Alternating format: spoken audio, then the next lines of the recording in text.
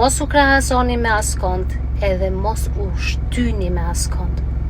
Kur ju krahasoheni edhe shtyheni me të tjerët, ju e detyroni veten me vepru në mënyrë të detyrueshme. Kur vepron në mënyrë të detyrueshme, ti nuk je duke ndjekur energjinë tënde, por je duke vepru me inat për atë tjetrin.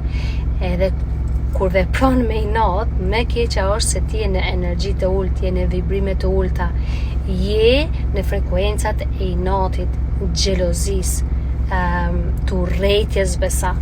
Edhe për këtë arsye, nuk mundesh me arrit sukses. Edhe nëse arrin sukses, ai sukses nuk do të zgjat shumë, sepse je duke tërheq me frekuencat e ulta. Për këtë arsye, hapi syt, mendo mirë para se të veprosh, edhe kthej një fokusin në brendin tënde, edhe shiqoje veten një herë, perceptoj ndjenjat e tua, me çfarë mënyre je duke vepru. Pra me inati se po shtyesh, edhe po mundosh me kriju me inatin e tjetrit, apo vërtet se energjia jote e trupit është ka tërheq.